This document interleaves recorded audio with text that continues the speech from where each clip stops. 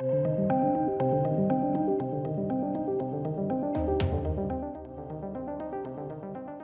ladies and gentlemen. So we are going to be getting a Snow White movie. Of course, it's one of these Disney live-action films.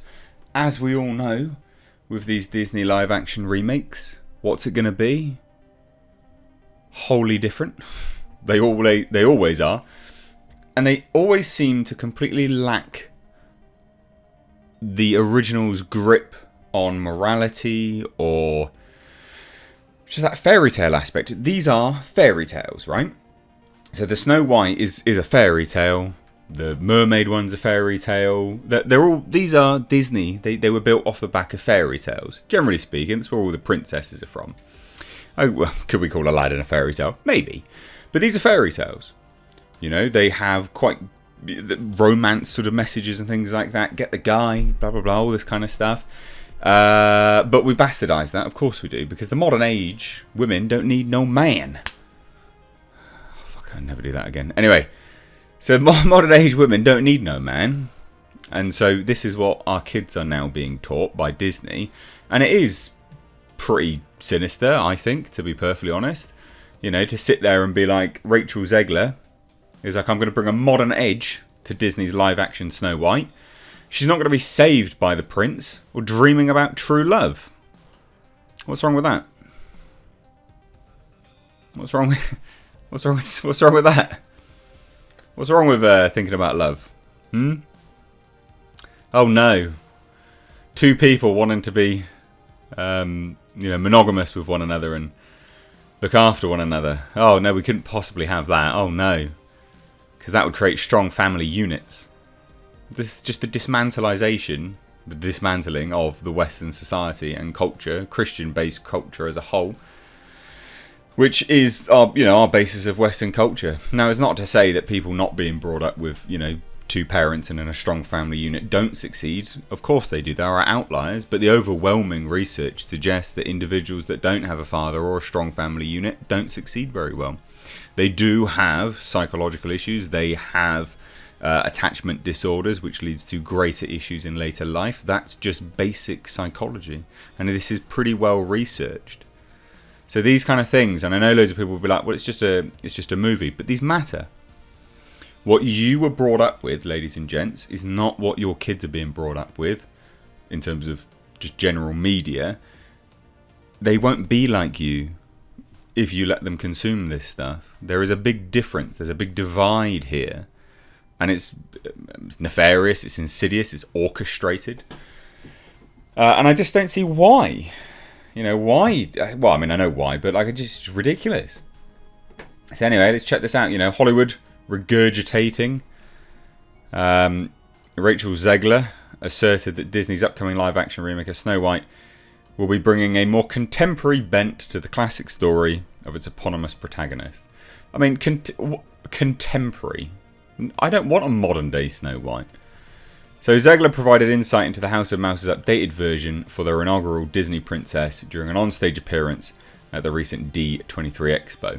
I didn't even hear about this, to be honest, so kudos to bounding into comics. Taken to the stage in promotion of the studio's latest attempt to lazily cash in on audiences, and it's just nostalgia bait, the actress informed attendees that she and the film's production team had given a modern edge to the enduring fairy tale. But it's not a fairy tale at that point. What about this now becomes a fairy tale? Where's the fairy tale element? I don't get it. So later asked by Variety what she meant by this vague declaration, Zegler explained, I just mean it's no longer 1937 and we absolutely wrote a Snow White. She's not going to be saved by the prince. Then interjected Gal Gadot, who stars in the film as the evil queen. It is quite funny as well. You've got Snow White. This is the evil queen, the ugly evil queen, and this is Snow White. Look, I'm not one to comment too much on how people look because I'm not exactly, the picture of model myself. But Gal Gadot, stunning. Rachel Zegler, not exactly Snow White, the fairest of them all, is it? Let's be honest.